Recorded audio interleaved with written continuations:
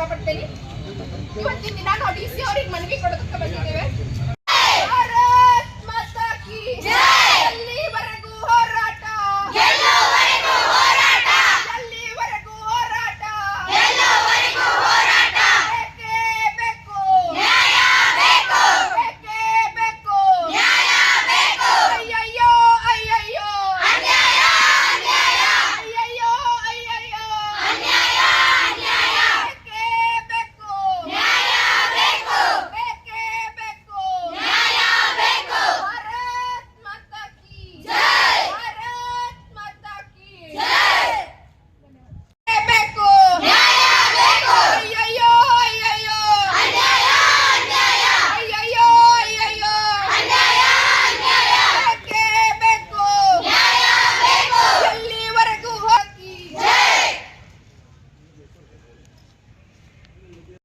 ಆಗೈತೆ ಸರ್.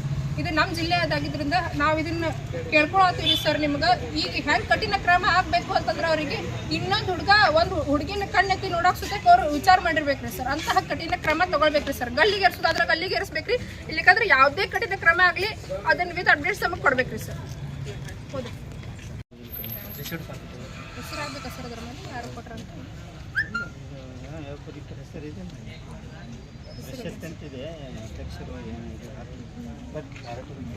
ಅವಳನ್ನ ಅತ್ಯಾಚಾರ ಮಾಡಿ ಕೊಲೆಯನ್ನ ಮಾಡಲಾಗಿದೆ. ಇವತ್ತಿನ ದಿನ ಸಮಾಜದಲ್ಲಿ ಪರಿಸ್ಥಿತಿ ಹೆಂಗ್ ಸೃಷ್ಟಿ ಆಗದ ಅಂತಂದ್ರ ಒಂದು ವಿದ್ಯಾರ್ಥಿ ಒಂದ್ 4 ಜನ ಹುಡುಗರು ಒಂದ್ ಕಡೆ ನಿಂತಾರಂತಂದ್ರ ವಿದ್ಯಾರ್ಥಿನಿಯರು ಆ ರೋಡಿಗೆ ಹೋಗ್ಲಿಕ್ಕೆ ಸುತ್ತಕ ಅಂಜುವಂತಹ ಪರಿಸ್ಥಿತಿ ಇವತ್ತು ಸಮಾಜದಲ್ಲಿ ಆಗ್ಯದ.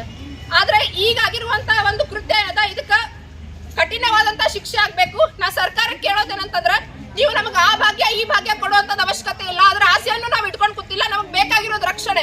ಇವತ್ತಿನ ದಿನ ರಕ್ಷಣೆನೇ ಇಲ್ಲ ಹೆಣ್ಣಿಗೆ ಅಂತಂದ್ರ ಆ ಭಾಗ್ಯ ಈ ಭಾಗ್ಯ ತಗೊಂಡು ಏನ್ ಮಾಡೋಣ್ರಿ ನಾವ?